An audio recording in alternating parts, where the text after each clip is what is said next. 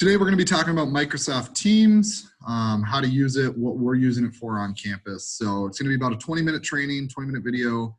And if there's more questions after that, we have a ton of resources available on either LinkedIn Learning, which used to be called lynda.com, or also just on the internet because of how many people use Microsoft Teams for different things. So the first thing we're going to talk about is the 3 different versions of Microsoft Teams. Just like your email Outlook or Microsoft Word or any of that, you can access what we call a client version. You can access what we call a web version, and you can access what we call an app. Obviously, the app is on your phone or tablet. The web version is on Google Chrome, Firefox, Internet Explorer. You can access it the same way you access your email from a distance if you're off campus or not using one of our computers. And you can also use the client version, which is on your computer. So down here at the bottom, you can see I have an icon for this. That makes it a client version. So if you're looking for it on your computer, first thing you can do is just type in Teams, make sure you select Microsoft Teams, open it up, and this is going to open up the client version on my computer, and obviously I have a ton of chats going on already because I actively use it. Yours may look different. You might have no chats on this side if you haven't used it yet. You might have just a couple little things on there if there's people you communicate with a lot. But you can chat with anybody on our campus. All of our students have access to it right now. All of our staff have access to it as well, staff and faculty. First thing we're going to kind of do is just show you how to use the different features in it, and then we'll get into showing you how to do a video chat, how to do different things like that. The first thing we'll show you is on the left-hand side, we have all these different tabs. Activity is just going to show all the different activity, different people who've commented, done things that you haven't seen yet. Second thing down is going to be your chat tab, which is all your different conversations going on.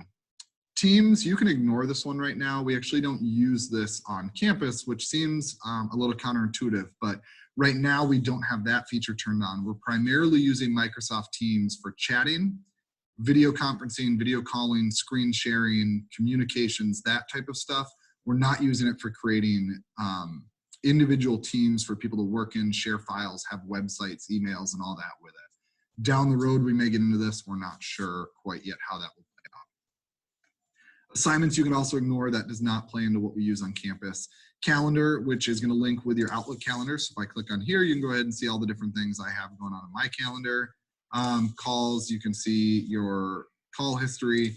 Files, you're going to see all the different files that have been shared with me through all my different chats. And then down here at the bottom is these 3 ellipses. You can add in pretty much any app that you use. So if one thing you use a lot is Evernote, you can add a tab right into Teams for that. If you use Microsoft Word a lot, if you use Microsoft Planner, different things like that, you can just add them right in as a tab. So it's always accessible and usable for you. Next part that I'll show you is down here at the bottom of a chat is the different things you have available to you within each chat. So I'm going to start a chat with Ashley Linich. And so she right now we've already chatted before, so we have a history that pulls up. Down at the bottom on this part, you get the different formatting and things like that. You have, obviously if you want to change your bold, italic, text, whatever else, you can mess with that.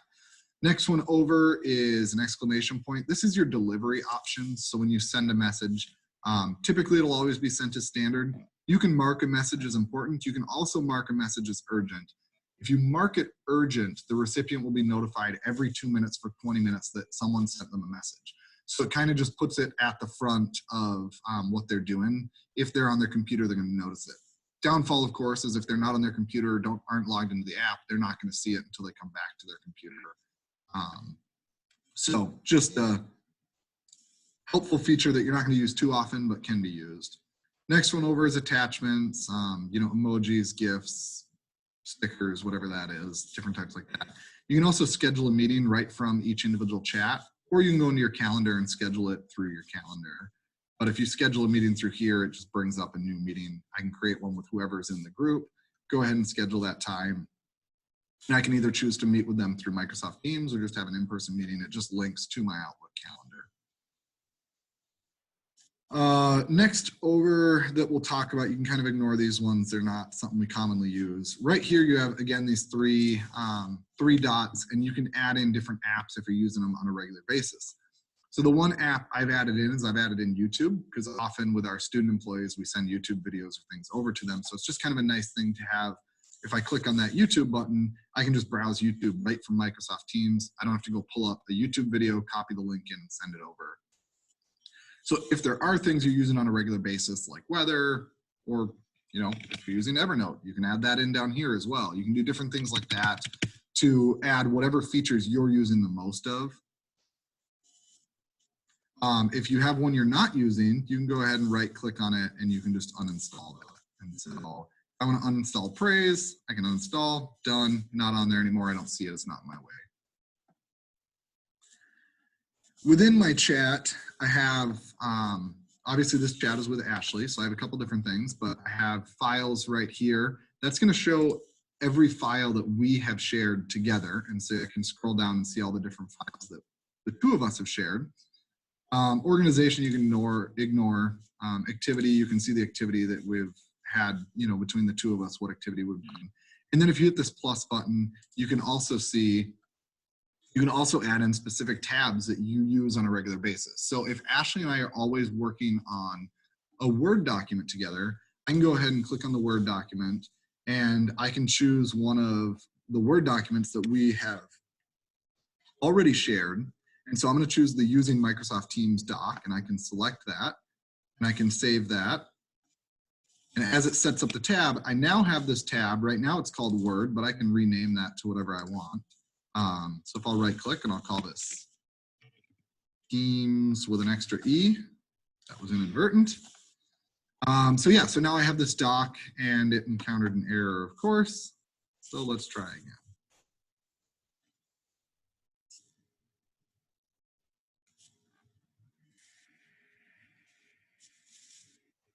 Well, it's encountering errors because neither of these documents exists anymore. So I need to, what I'm going to do is actually just share a new document with Ashley, since I have removed those documents from where they were. So let me just quick upload a document, and we will upload laptop buying suggestions. And I'm going to go ahead and send that to her. And then if I add one in, go back into Word and choose laptop buying suggestions, and we'll call it laptops. We will save that. Now I have a tab that has that document in it permanently. So anytime, if this is a document I'm working on a regular basis, I can go ahead and open it and just edit it right here. And the both of us can work on it together. So this will be more if there's a specific document you're working on a lot.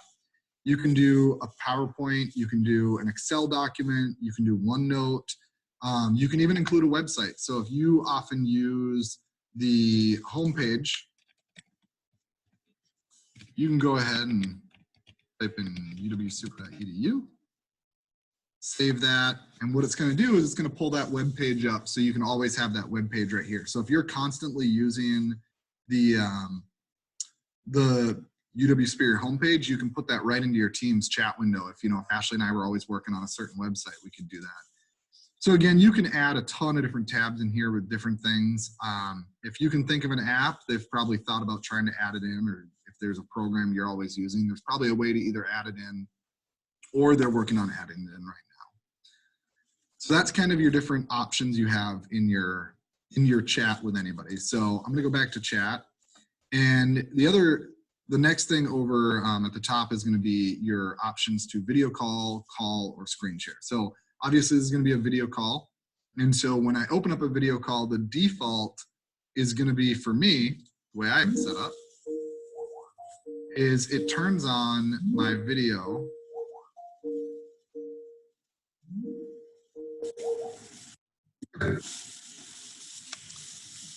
So it turns on my video by default because I started a video call, and it's going to also turn on my mic by default. So I'm going to go ahead and hang up here and leave that call. If I do a regular call, it's not going to by default start my video, but once I start that call, if I want to do video, I can go ahead and turn that on from within it, and I'll show you how to do that in a little bit. Next option over is screen sharing. So it's really helpful if you need someone to look at what you're working on your computer or vice versa. And so if I click on screen sharing, it's kind of nice. It gives me a bunch of different options. If I have multiple screens, or multiple monitors, it's gonna give me the option of, do I wanna share screen 1, screen 2, screen 3, etc. If I share that screen, they're gonna see everything that's on that screen. Outside of that, I can also choose just one app. So if the only thing I want them to see is my Microsoft Office homepage on Google Chrome, I can do that. If the only thing I want them to see is my Microsoft Teams, I can do that as well. You know, this is my Outlook. So if I just want them to see my Outlook, I can make it so that's all they see. So you can kind of choose whatever you want them to have access to. And then when you click on that, it will start sharing your screen. So I'm gonna click on the Microsoft Office homepage. So now the only thing she is going to see is that homepage. And right now it says connecting at the top of my screen, and that's because she hadn't seen it yet. So now she just accepted and she can see my screen. And so what I can also do on this is I can stop presenting right up here at the top. I'm not 100% sure if you can see this in the video, but you get controls that appear right at the top. One of them says stop presenting. The one next to it says give control. So if I want Ashley to actually take control of my computer, I can go ahead and give her access to take control of my computer, and she can move the mouse around and show me what to do on my computer, or actually do something for me if I'm not sure how to do it. But I only shared Google Chrome, so that's the only thing she has access to move around in and do. She wouldn't have access to go look at my Outlook right now. And obviously at any point I can stop presenting and go away from it.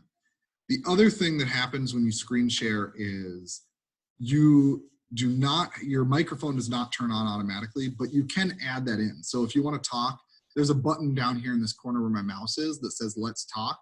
Again, I don't know if you'll be able to see that in the video due to our recording software, but if not, it just pops up right in the bottom and says let's talk, and then you can choose to not talk. Obviously you don't have to click on it if you don't want to.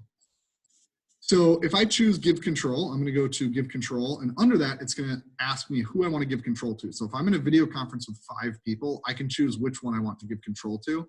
I can't give control to all 5 because that would obviously create chaos with 5 people trying to control your computer. So I'm going to give control to Ashley right now. And what happens is, as soon as, now what I will see on my screen is I'm going to see a second mouse, and I'm going to see exactly where she's moving and what she's doing. So she can go ahead and show me how to click on Microsoft Teams. So right now I'm in office.com, and she just clicked on Microsoft Teams, and it's going to take me into the web version of Microsoft Teams, which looks identical to my client version. So right now it's asking for permission to access my mic and camera for calls and meetings. And so I clicked allow, and now I'm into my online web version of Microsoft Teams. Again, if I go into my chat with Ashley, it looks identical to my client version. It's just a different way to access it. So I'm going to go ahead and stop presenting to Ashley right now and minimize that. And so now we're back into the regular client version of Teams that I typically use. You can use whatever version you're comfortable with, but that's the one I use. So that was the screen sharing side of it. The video calling side of it, I'm going to start a video call as well right now. And we're going to have her answer again. Okay. So Ashley has answered the call, and you can see that I have video, and right now she doesn't. Okay, so her video just appeared. So hers took a second, or she hadn't accepted me having video yet. What I can go ahead and do here is I can do a number of different things within the controls here. The first thing I can do is turn my camera off. So if I don't want her to see me, or let's just say I had not great internet connection, it was taking a lot of bandwidth to take that, that video, I can go ahead and just turn my camera off, and now my image disappears from the bottom corner. I'll turn that back on for the sake of the training. I can also go ahead and mute myself if I want, and I can unmute myself. I can share my screen. So once I'm in my video conferencing, I can actually go ahead and just share my screen from within here too. So if we're in the middle of a meeting, she says, oh, I'm not seeing that on my computer, I can say, oh, share your screen with me and let me show you where it is. If I click on that, it gives me the same options as before, where I can either share a screen or I can share an individual application on my computer, Google Chrome, Microsoft Outlook, etc. Next to that, we have the 3 dots, and if you click on those, we can go into settings, full screen, hold transfer. One thing that's kind of cool is blur my background. I'm actually gonna have Ashley go ahead and blur her background right now so you can see this on the video. And so now what happens is everything in the background becomes a blur and she's the only thing that's in focus. This is kind of helpful if you have a lot of activity going on behind you, or if, for example, you had a bunch of stuff written on the wall behind you that you just don't want people to necessarily be reading or whatever else. It's just kind of a cool feature. Next one down, we have keypad and turn off incoming videos. So if I want to turn off Ashley's video and just say, I don't need to see her video, I just need to listen to her talk and my internet can't handle this, or whatever reason you don't want to see her video, I can go ahead and just turn that off and it's going to go back to having her standard picture there. But I'm still in the call with her. So she can hear my audio. She can see my screen if I share it with her. I just don't have her video. And then because I turned it off, I can actually go ahead and turn on incoming video. The only reason I can turn that on is because I turned her video off. She has to give me permission to turn that on. So if I start a call and she hasn't turned on her camera, I can't just turn on her camera. Next button over is show conversation. So if we are in a group chat with, this usually applies to when you have more than one person. I can go ahead and I can just add right into my chat history and talk to Ashley and she can talk back and ask questions, whatever else. So if you're in a big group, this is kind of helpful sometimes if you got 10 people in on a conversation and you're trying to figure out exactly how, or you're trying not to interrupt people all the time. So you can put questions here, you can start a conversation, you can make notes or reminders for later, and that's all going to be saved within the chat history on there. And then if I want to show participants, if I want to see who's in my call, I can go ahead and click on show participants and I can see right away who's in my call. And then if, again, this usually applies to if you have more than one, I can go ahead and I can mute someone. Within that, you can see that her microphone is turned off right now, but if she turns her microphone on,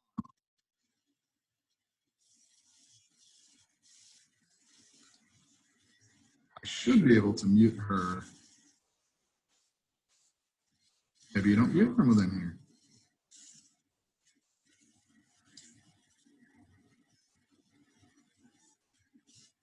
Okay, I'll have to look into that because I'm not sure why hers is not letting me unmute it. So she's going to go ahead and mute again so we don't get any feedback. But again, I can see that she has her microphone muted. If there's a bunch of people in here, I can see that as well.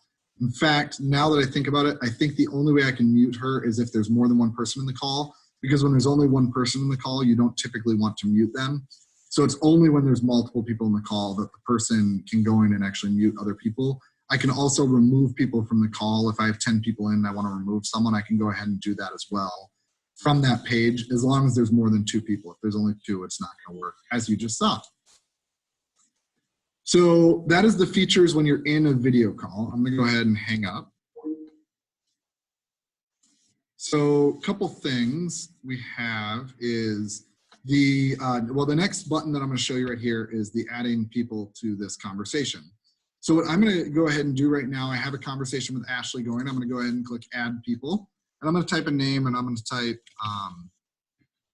R-Eaton2 test. So we're going to add this person into my chat conversation. I'm going to add. And because I added that person, it shows that I'm starting a new conversation. The new conversation, obviously, if I had a chat history with Ashley and R-Eaton2 test, then it would pull up my chat history. But because I don't, it is going to take me straight into a new conversation where I can, again, do whatever I want within this group chat. First thing, obviously, it all looks very similar to when we were just on a one-on-one chat. Files are going to be here. If we've shared any files, we haven't shared anything yet. And then from within that, I can manipulate this chat the same way I would anything else. So I'm going to type this as a test. And now that I've typed that, it's going to change this into a chat that really exists. And by doing that, I can do a couple things. One is I can hit the plus button and add a tab like I showed you earlier. You can't do that until you start a chat conversation. I can also go ahead and change the group name. And so this group name, we're going to call IT Staff 2.0. And we're going to save that. And now instead of seeing all the individual names that are in here, it gives me IT Staff 2.0. But I can still see who's in it by going over here and clicking on this. And I can see that Andy, Ashley, and R-Eaton2 test are all in this. And I can go ahead and remove people from this chat as well. Or I can leave this chat if I want to. So if I'm in a big chat, all of a sudden it's not relevant to me anymore, I can go ahead and leave. And when I click on leave, what I'm actually going to have, or well, actually, that won't work. So if I leave the conversation, what will pop up is it's going to say Andy Blackwell left this conversation. So everybody knows that I'm no longer in it. Anything you change and edit, everyone's going to be able to see within here. So I can't just delete someone out and other people wouldn't know. So if I delete Ashley out, then our Eaton2 test is going to see a notification that says Andy Blackwell has removed Ashley Lenich from this group. And then if he wants to add her back in, he can. You can also add more people into this chat and it will start a new one. So if I go ahead and add a new person in, one thing you're going to see now that we're into a group chat, is when I add another person on, I can either include my chat or don't include my chat history and include all my chat history, or I can include the history from the past number of days. This is going to be really helpful if you need to bring someone up to speed on a conversation, but they don't need to read the last 4 months of conversation. So if you're like, oh, they need to know what's been going on the last 2 days, you can go ahead and change that to 2, and then they'll have access to the last 2 days. So that's how you add people into group chats and kind of the different things you can do. If, for example, I was looking for a file, obviously, like I showed you, if I'm in my Ashley Lenich conversation, if I go to files, I have access to all these different files here. But if I can't remember who shared a file with me, great spot to go to is over here on the files, because that has every file from every chat conversation I've had. Oops. That has every file from every chat conversation I've had. So that's where you're going to find those. I can also see downloads, or where it's stored, different things like that. So if you use it a lot, you have a lot of files in there, you can do that to get access to them. Then, okay, so the next thing we're going to show you is how to schedule a video call or video conference if you're not just in a chat with somebody already and you want to schedule something. If you go ahead, obviously, like I said, if I'm in a chat, I can go ahead and schedule right from that bottom control of schedule a meeting. But for the sake of it, we're going to go to our calendar. And right now, I'm going to create a test. So I'll call this test. I just clicked on a random time period and created one. And so I can go ahead. Right now, it's set for 10 to 10:30, but I can change that to 11, make it an hour long, whatever I want to do. And I can add in some required attendees. So I'm going to add Ashley Lenich in again. This one doesn't repeat, so I'm not going to add any. And then I don't need to add a location because this is an online meeting, but I can make a note here if I want and say, keep me online. And I can go ahead and send that meeting invite to her. So what's going to happen now is I now have a button on my calendar that says join, because this was created in Microsoft Teams. So it knows I probably want to do a Teams meeting. I can also click on the event and click join from within that event. When I join that event, what happens is now it's going to ask me to, because it doesn't know what type of event I want, it's going to ask me whether I want a video and a microphone and blur my background. Those are kind of your 3 options. So I can turn off my video, I can turn off my audio, I can do whatever I want to do there, and I can blur my background. Obviously, blur my background doesn't apply unless I have video on, and then I can go ahead and join. So I'm going to go ahead and join without video. We're just going to do audio for the time being. And so now it says waiting for others to join. So I'm waiting for Ashley to join the meeting because I sent her a calendar invite. So at some point soon, she's going to jump into this meeting and join it with me, and then it will populate her up. While we're waiting for that, oh, here she comes. Okay, so now she's in a meeting. We just created a meeting that was scheduled through my calendar. If you are inviting someone from off campus to have a meeting with you, they don't have a Microsoft Teams account, that is allowed. What happens though is they can't jump in and have a chat with you in Microsoft Teams the same way someone else would. So they can still chat within that video call, but once that video call ends, they're no longer in Microsoft Teams. So anytime you're inviting people from outside our organization, you have to schedule a calendar invite. You can't just go chat with them and start a video conference because obviously they don't have Microsoft Teams. So we're going to hang up now and go back to our calendar. And so click on calendar. And so now we'll see anytime. So if I exited out, I can be like, oh, you know what? I need to go back and do that. Or if Ashley was like, okay, I can't remember how we're joining this meeting, she can open up her Outlook, click on that. And when you click on this, same as hers, right at the bottom down here, she's going to see this join Microsoft Teams meeting within her calendar invite. And when she clicks on that, it's going to take her right to the meeting. So if she had forgotten how to get in or whatever else, that's how she's going to join it. Okay, we'll go back to chat. I can't remember if I mentioned this, but If I'm in a group chat where I have multiple people in the conversation, if I click on video call, it's going to call, or screen share or phone call, it's going to call everybody in the group. And so obviously everybody might not answer, but when I click on that, it's going to ring on anyone who is in the conversation. So right now that would be R8-2 Test and Ashley. So if you have 8 people in the conversation, if it's your department or whatever it is, that's how many people are going to get called. So sometimes you might have to create a new group chat if you're wanting to do a chat with just 4 people and then call them. But otherwise, of course, you can just go ahead and schedule that through the calendar. Last thing we're going to quick talk about, well, actually 2 things. First thing we're going to talk about is your settings. So if you click up here on your initials, you can open that. I can obviously change my picture. I can change my status. Right now it has me busy because I just scheduled that meeting from 10 to 11. And so it thinks I'm in that meeting called test. Well, obviously I'm not, I'm in this. So I can change this if I'm like, oh, I'm actually available. I can go ahead and set my status as available. And now my status is available. People know that if they're looking at my computer. I can also change it to do not disturb, be right back, appear away, whatever you want to appear as. And if I hit reset status, it's going to go ahead and go back to whatever my Outlook calendar was. So if my Outlook calendar has me as in a meeting, it's going to reset that to in a meeting. You can also set a status message. So if I want people when they call me to know that I'm actually really busy right now because I'm dealing with whatever, I can type in a status message and they'll see that every time they try to chat with me. Kind of a nice feature for if you have a really busy week or if you're off campus, whatever else. And then if you go into settings, this is where you can control all your different notifications, all your different settings for if the Teams automatically starts when your computer turns on, different things like that. So right now you can see banner. So what I'm going to have is I'm going to have Ashley type me a chat message in our chat, and you're going to see what a banner is real quick. It's going to appear down here on the bottom right-hand side of the screen. And so now you can see that's the banner. So I have that turned on for a lot of mine. You can change it to banner and email. You can change it to get nothing. So it just shows in your feed. You know, if you want to say that I never want to see anything that's trending, then I can go ahead and turn that notification off.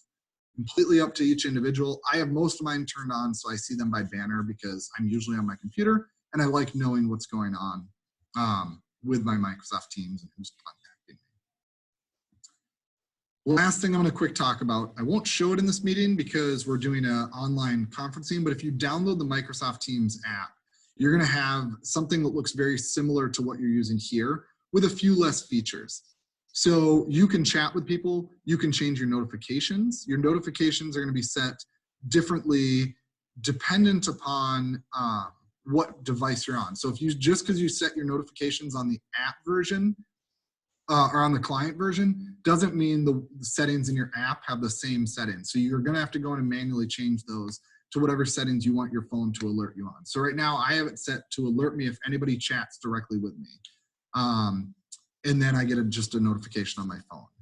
The benefit of having this, of course, is you can have access to Teams whenever you need it and people can get a hold of you. The other side of it too is if I'm ever out of my office and a student contacts me and I don't have my computer on me, of course, I'm going to see that notification pop up, which is incredibly helpful. So I think I've covered everything. Actually, just thought of one last thing. Right at the top, you see this. I don't know if you can see it because I have a video pop up right here, but if I drag this over, you can see the search or type a command, right? Anything you type in there, you can pull up. So if you type @ it's going to give you a whole list, a ton of different things. And so I can just type @YouTube and I can go ahead and search YouTube right from my search bar. I can go ahead and type a / mark and I can do all sorts of different settings on here. I can get help, I can join Teams, I can call someone, I can set my status to busy, I can do whatever I want. And then I can also search for someone. So if I want to search for Tyler Smith, I can go ahead and search for Tyler Smith. It's going to pull up all the Tylers that are in our address book. So that's kind of everything I have for Teams. I'm sure I missed a couple things. There's a ton of resources out there available on either the internet or on, like I said, LinkedIn Learning, which used to be called lynda.com. But feel free to contact our help desk. Our students have been using this for quite a while. Would love to help you get things set up if you're using it.